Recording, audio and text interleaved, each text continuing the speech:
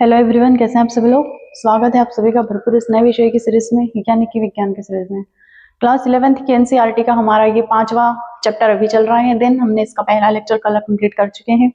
उसमें हमने देखा था कि फ्लावरिंग प्लांट की मॉर्फोलॉजी यानी कि पुष्पीय पादपों की आकार की, यानी कि आकार की क्या होती है, कैसे होते हैं, उनकी संरचना कैसी होती है, उसके परिचय देखा था। आज हम देखेंगे उसका दूसरा भाग, जड़ के बारे में।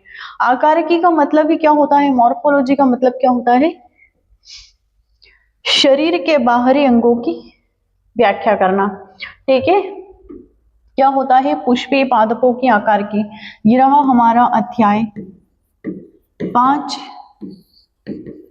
क्या है, मॉर्फोलॉजी ऑफ फ्लावरिंग प्लांट। ठीक है, क्या है हमारा मॉर्फोलॉजी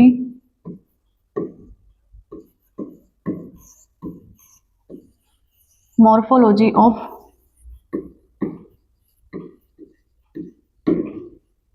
फ्लावरिंग प्लांट। ठीक है, मॉर्फोलॉजी ऑफ फ्लावरिंग प्लांट यानी कि पुष्पीय पादपों की आकार की।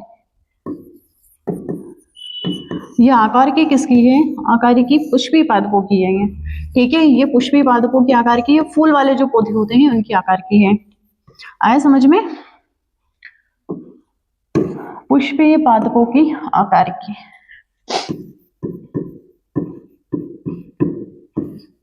पुष्पीय पादपों की आकार की। ठीक है, ये आकार की होती है किसकी, पुष्पीय पादपों की। आए समझ में, आकार की का मतलब क्या होता है, हमने कल देखा था कि आकार की क्या होती है। आकारिकी का मतलब क्या होता है, शरीर के अंगों की अध्ययन करना। शरीर के जो अंगों होते हैं उनकी संरचना होती है, उनका अध्ययन करना, मॉर्फोलॉजी। शरीर के बाह्य अंगों की, एनाटॉमी का मतलब क्या होता है, मॉर्फोलॉजी का मतलब होता है बाह्य अंगों की संरचना का अध्ययन करना। एनाटॉमी का मतलब क्या होता है, आंतरिक अंगों की संरचना का अध्ययन करना। तो ये तो बाह्य अंग है पेड़ पौधों के। तो ठीक है, तो शरीर के बाह्य अंगों की संरचना का अध्ययन करना, संरचना का अध्ययन करना, अध्ययन करना। ठीक है, अब हमने देखा था कि पौधे के मुख्य भाग होते हैं, मुख्य अंग होते हैं। पहला क्या होता है, पौधे के दो भाग होते हैं। पहला भाग होता है उनका हवाई भाग, ये दूसरा भाग होता है, माफी चाहती हूँ। पहला भाग होता है इनका जमीनी भाग। जमीनी भाग में क्या आता है, उनकी जड़ आती है। पहला होता है इनका जमीनी भाग और दूसरा होता है हवाई भाग। हवाई भाग में तना, पत्ते, फूल, फल, बीज सभी आते हैं। हवाई भाग। पुष्पीय पादपों की यहाँ पे बात हो रही है, फूलदार जो पौधे होते हैं उनके दो भाग होते हैं। ठीक है, अब हम इतना तो हमने कल देख लिया था। आज हम देखेंगे जड़ के बारे में, कि जड़ क्या होती है, इन सभी के बारे में देखेंगे।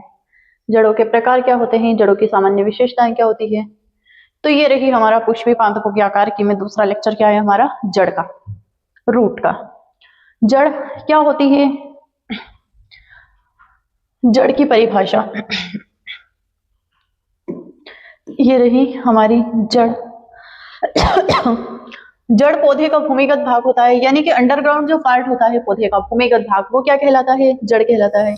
ये रही हमारी जड़। ये एनिमेशन नहीं चल रहा आज, ये चल रहा है। ठीक है, मिट्टी पौधे को मिट्टी में स्थिर यानी कि अटैच रखती है, एंकरेज रखती है, स्थिर रखती है, और जल व खनिजों को अवशोषण करती है। जड़ क्या करती है, पौधे का जो होता है वो भूमिगत भाग जो होता है वो क्या कहलाता है, जड़ कहलाता है। अंडरग्राउंड जो पार्ट होता है जड़ कहलाता है। ये क्या करती है, मिट्टी को पकड़े रखती है। ऊपर से क्या करती है, खनिज और जल का क्या करती है, ये अवशोषण करती है। हम पौधे को किस में पानी देते हैं, जड़ में देते हैं। फूल पत्ते उनकी जो शाखाएं होती है, तना होता है, उनमें तो हम पानी नहीं देते हैं, जड़ में ही पानी देते हैं। तो जड़ क्या करती है, जल का और खनिज का अवशोषण कर लेती है। मिट्टी में कुछ खनिज पदार्थ भी होते हैं तो वो जड़ अवशोषण कर लेती है और पौधे को पोषण मिलता है। परिभाषा क्या होती है इसकी, ये देखते हैं। जड़ वह अंग है जो प्राय भूमिगत होती है। जड़ जो होती है वह अंग है तो किसका है? पौधे का। जो जड़ होती है यह पौधों का वह अंग होती है। जड़ जो होती है वो पौधों का वह अंग होती है, वह अंग होती है, पत्तियों पर नहीं पाई जाती है। जो जड़ होती है वो पत्तियों पर नहीं पाई जाती है। कुछ कुछ जड़ जो होती है वो शाखाओं पर जरूर पाई जाती है, ठीक है, लेकिन पत्तियों पर नहीं पाई जाती है। उसी पौधे की जड़ पत्तियों पर नहीं पाई जाती है। और इसका मुख्य कार्य क्या होता है? जल एवं खनिज का अवशोषण करना। मेन कार्य क्या होता है जड़ का? जल और खनिज का ये अवशोषण करती है, ठीक है। तो पौधे का वह अंग है जो भूमिगत होता है, पौधे का वह अंग है जड़ जो भूमिगत होता है, अंडरग्राउंड होता है, जो भूमिगत होता है।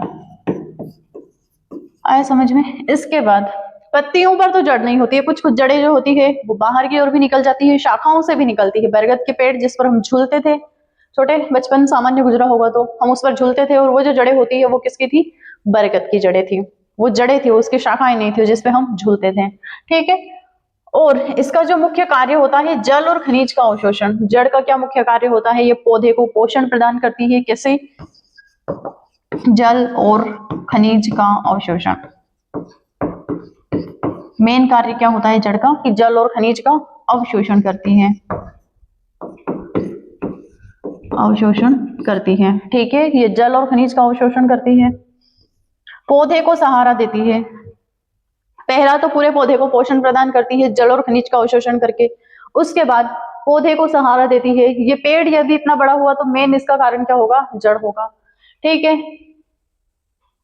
ये तो हो गई जड़ की परिभाषा की क्या होती है? भूमिगत होती है, पत्तियों पर जड़ नहीं आती है, जल और खनिज का अवशोषण करती है, पौधे को सहारा देती है, पौधे को पोषण प्रदान करती है।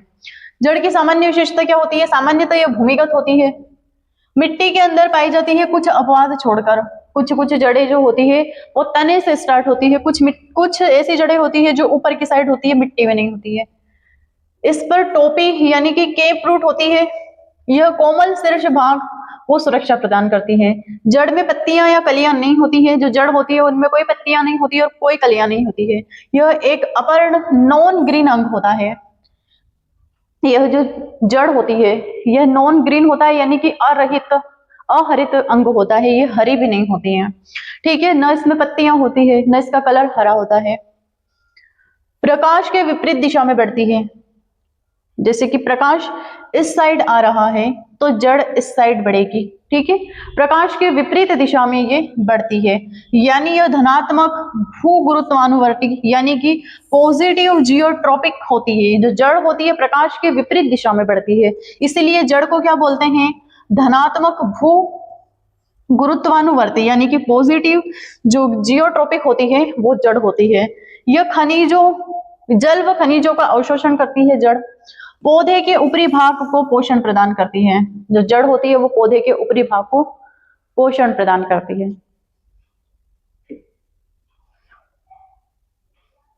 अब देखते हैं कि जड़ के मुख्य भाग कौन कौन से होते हैं। जड़ में भी क्या होते हैं? जल और खनिज का अवशोषण करती है। कौन करती है? जाइलम, फ्लोएम, पेरिसाइकल, एंडोडर्म, ये सारी इस जड़ की परतें होती हैं। ये हो गई हमारी टैपरूट। अब देखते हैं कि जड़ के मुख्य भाग क्या होते हैं, वो देख लेते हैं। सबसे पहले जड़ के मुख्य भाग 4 भागों में बांटा गया है। जो जड़ होती है उनको भी 4 भागों में बांटा गया है। पहला भाग कौन सा है जड़ का? यह जड़ के शरीर पर पाई जाती है, यानी कि जो केप रूट होती है, केप रूट जो होती है यानी कि जड़ टोपी, ये जो होती है वो क्या होती है? जड़ के शीर्ष भाग पर पाई जाती है। यह मिट्टी में प्रवेश करते समय जड़ के कोमल शीर्ष भाग की रक्षा करती है। जैसे ही जड़ मिट्टी में प्रवेश करती है तो जड़ का जो कोमल भाग होता है, आंतरिक जो भाग होता है, उसकी रक्षा करती है कौन? जड़ टोपी। उदाहरण के लिए कौन सी? मक्का में एक बहुत स्पष्ट जड़ टोपी पाई जाती है। जो मक्का होती है, मक्का का जो पौधा होता है उसमें एक स्पष्ट जड़ टोपी पाई जाती है जो मिट्टी से उस जड़ के जो कोमल भाग होता है उसकी रक्षा करती है। जल पौधों जैसे पिस्टिया में अनेक जड़ टोपियां होती है। जो जल पौधे होते हैं उनमें भी अनेक कैप रूट पाई जाती हैं, ठीक है। तो इस जड़ टोपी जो होती है इसका मुख्य कार्य क्या होता है? उदाहरण के लिए क्या होती है? मक्का में मिलने वाली जो जड़ होती है वो केप रूट होती है, ये इसका भाग होता है। और इसका मेन कारण क्या होता है कि मिट्टी में प्रवेश करते समय जड़ के जो शीर्ष भाग होता है उसकी ये रक्षा करती हैं। वृद्धि क्षेत्र, अब ये जड़ का वृद्धि क्षेत्र देखते हैं कैसा दिखता है हमें। ये देखना, सूर्य के विपरीत वृद्धि करती है, ये सूर्य के प्रकाश के विपरीत बढ़ती है ये जड़, ठीक है। वृद्धि क्षेत्र क्या होता है, रीजन ऑफ एलोंगेशन, यह टोपी के ठीक ऊपर का भाग होता है। वृद्धि क्षेत्र जो होता है जड़ का, वो जड़ टोपी के यानी कि केप रूट के ठीक ऊपर का भाग होता है। यहाँ की कोशिकाएं खिंचाव द्वारा लंबी होती है जिससे जड़ की वृद्धि होती है। यहाँ की जो कोशिकाएं होती है, केप रूट के ऊपर वाला जो हिस्सा होता है, उनकी कोशिकाओं की लंबाई बढ़ती है जिससे जड़ की जो लंबाई होती है वो बढ़ती जाती है। विभाजन क्षेत्र, रीजन ऑफ सेल डिवीजन, ये कुछ इस प्रकार का इनमें विभाजन क्षेत्र होता है कि आज इमेज ऊपर नीचे हो गई है थोड़ी। यह जड़ का मेरिस्टोमेटिक भाग होता है, नहीं है क्या हो गया,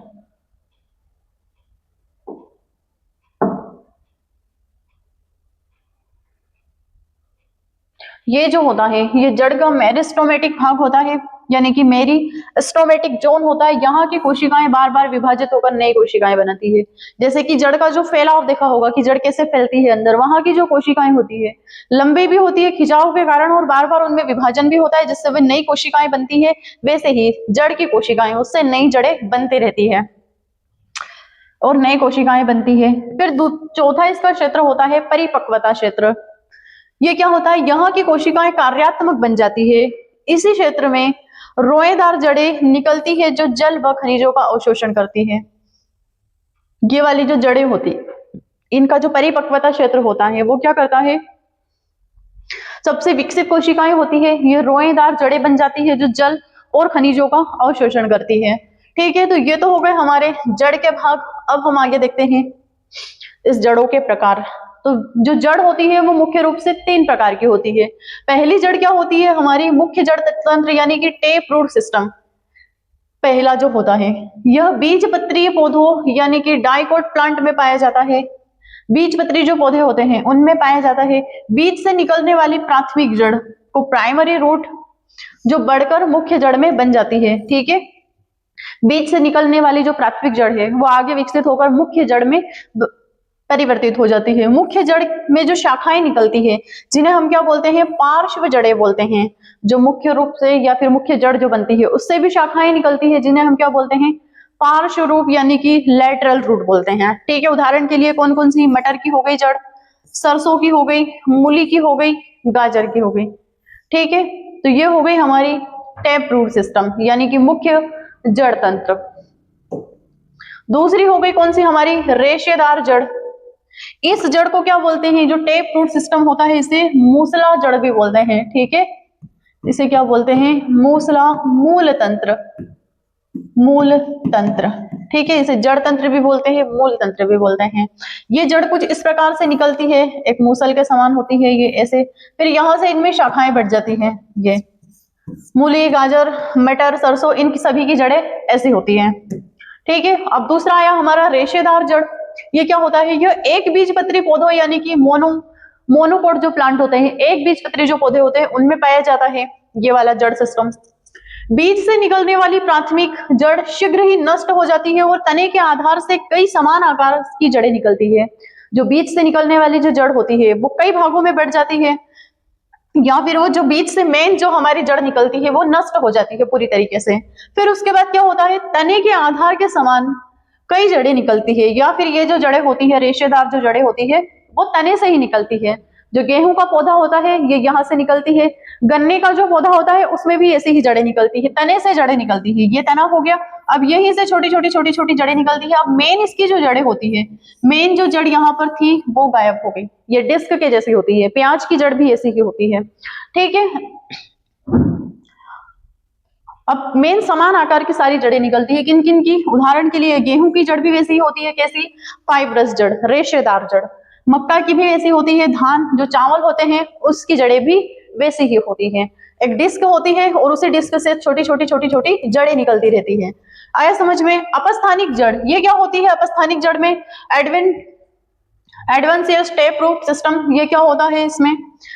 ये जो जड़ें होती है पौधे के अन्य भागों जैसे तना या पत्ती से निकलती है। अपस्थानिक जो जड़ें होती है, जो बरगद की जड़ें होती है, वो तने से भी निकलती है। ठीक है, ये जड़ें तब बनती है जब मुख्य या रेशेदार जड़ अनुपस्थित हो जाती हैं। ये जो जड़ें जो होती है वो पत्तियों से और शाखाओं से, यानी कि उनकी जो तना होता है उनसे कब निकलती है?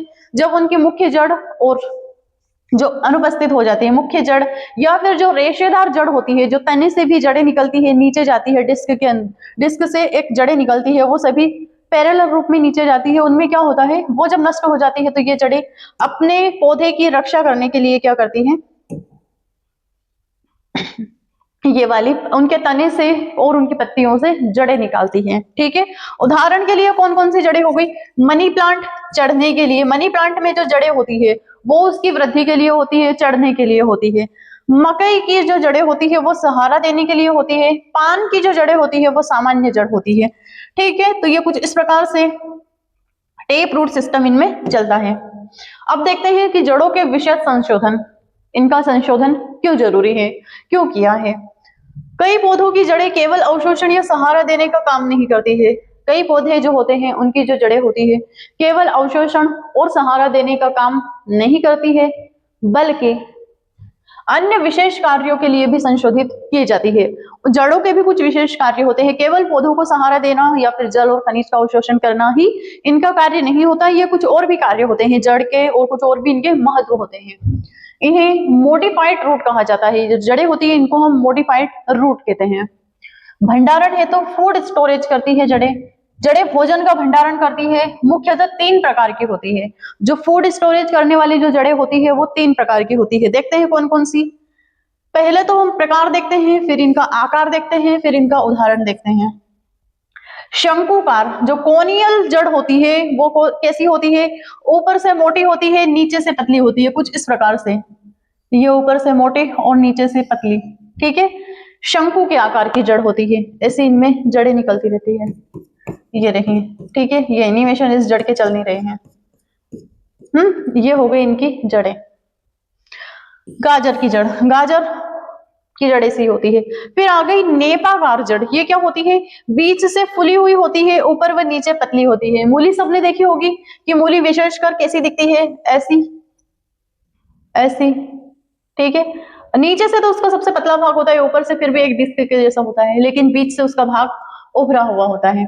तो मूली कैसी होती है? नेपाकार, यानी कि नेपियन होती है, नेपिफॉर्म होती है। ऊपर और नीचे से पतली होती है, बीच में से तो वो फूली हुई होती है, मूली की जड़।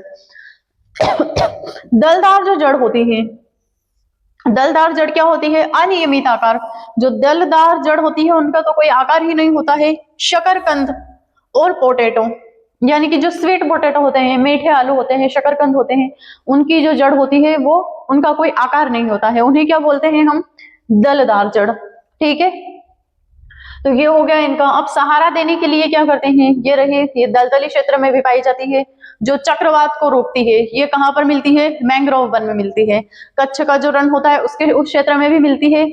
हमारा जो पश्चिम बंगाल होता है, कोलकाता वाला रीजन होता है, बंगाल की खाड़ी वाला जो रीजन है, उस पूरे बंगाल की खाड़ी में ये वाले मिलते हैं। सुंदरी वन, यानी सुंदरी के वृक्ष होते हैं जिन्हें हम सुंदर वन बोलते हैं, और इन्हीं वन के नाम से, इन्हीं वृक्षों के नाम से हमारा जो गंगा और ब्रह्मपुत्र का डेल्टा है उसे हम क्या बोलते हैं? सुंदर वन का डेल्टा। ये हो गई बरगद की जड़ें। ठीक है, अपस्थानिक जड़ें बोलते हैं इन्हें हम। कुछ पौधों में जड़ें तने को सहारा देती है, कुछ जो पौधे होते हैं उनमें जो जड़ें होती है वो तने को सहारा देते हैं। स्पेशली जो बड़े पेड़ होते हैं उनकी जड़ें भी बड़ी बड़ी होती है, वो तने को सहारा देती है। प्रकार, फिर इसके कार्य और उदाहरण ये भी देखेंगे। प्रोप रूट, ये क्या होती है? तने को सहारा देती है, जैसे कि बरगद का पेड़, ये तने को सहारा दे रही है, शाखाओं से निकल रही है, जमीन के ऊपर नीचे धस गई है। स्लिट रूट, ये तने के ऊपर उठाती है। मकई, गन्ना, मकई और गन्ना की जो जड़ें होती है वो क्या करती है? तने को ऊपर उठाती है। ठीक है, ये गन्ने का ये पेड़ होता है, उसमें ऐसी ऐसी जड़ें निकलती है अंदर, जो तने को ही ऊपर उठा के रखती है। श्वसन हेतु क्या करती है? दलदली पौधों में मिट्टी, दलदली पौधे जो होते हैं वो मिट्टी में ऑक्सीजन की कमी होती है। दलदली पौधे जहां पर भी होते हैं वहां पर मिट्टी जो होती है, उन मिट्टी में ऑक्सीजन की कमी होती है, तो वहां की जो जड़ें होती है वो क्या करती है, मिट्टी के ऊपर निकलकर हवा में गैसों का आदान प्रदान करती है। अब ये जो जड़ें होती है ये मिट्टी से ऊपर उठ गई, मिट्टी के अंदर से ऊपर निकल गई, वहां से ऑक्सीजन ले रही है और हवा, उस हवा के माध्यम से, वायुमंडल के माध्यम से गैसों का एक्सचेंज कर रही है, आदान प्रदान कर रही है और पौधे को पोषण प्रदान कर रही है। ठीक है, उदाहरण के लिए राइजोपोरा यानी कि मैंग्रोव डी, जो मैंग्रोव वन जो होते हैं उसमें भी यही होती है। इन जड़ों को पेनोमेटाफोर्स यानी कि श्वसन जड़ें कहा जाता है। ये मैंग्रोव वन में जितने भी पौधे मिलते हैं उनकी जो जड़ें होती है वो क्या होती है, उन्हें हम श्वसन जड़ें कहते हैं। ठीक है, और यही जो जड़ें होती है ये चक्रवात को आने से रोकती है। चढ़ने हेतु ये क्या होता है, चढ़ने के लिए भी जड़ें सहायता होती है पौधों को। कुछ पौधों में जड़ें तने से निकलकर दीवार या सहारे पर चिपक कर ऊपर चढ़ती है। कुछ जो जड़ें होती है वह पौधों से चिपक कर क्या करती है, दीवार या सहारे पर चिपक कर ऊपर चढ़ती है। ठीक है, उदाहरण के लिए जो मनी प्लांट होता है वो दीवार पर चढ़ जाता है। काली मिर्च का जो पौधा होता है, ब्लैक पेपर, वो वाला भी ऐसा ही होता है, वो दीवारों पर फैलता रहता है। आईवी, ये वाला पौधा भी कुछ इसी प्रकार का होता है। पर पोषण हेतु कुछ पौधे परपोषी होते हैं और अन्य पौधों से पोषण प्राप्त करते हैं। कौन सा, कस्कुटा, अमरबेल। ठीक है, ऐसे पौधे में सक्शन रूट होती है। ये जो पौधे होते हैं उनमें सक्शन रूट होती है और वही जो रूट होती है वो पौधे अन्य पौधों से अपना पोषण प्रदान कर लेती है। कौन सा, अमरबेल का पौधा, जिसे हम क्या बोलते हैं, कस्कुटा भी बोलते हैं। सहजीवी जड़ें क्या होती है, कुछ जड़ें अन्य जीवों के साथ मिलकर रहती है और दोनों को लाभ होता है। अमरबेल का पौधा क्या होता है, अमरबेल को लाभ हो जाता है, लेकिन जिस पौधे पर उसका जीवन यापन हो रहा उसका नुकसान हो जाता है, वो नहीं पनप पाता है। लेकिन जो सहजीवी जड़ें होती है उसमें उस जड़ का भी लाभ होता है जिस पौधे पर वो पनप रही है, और उस पौधे का भी लाभ होता है, दोनों का लाभ होता है।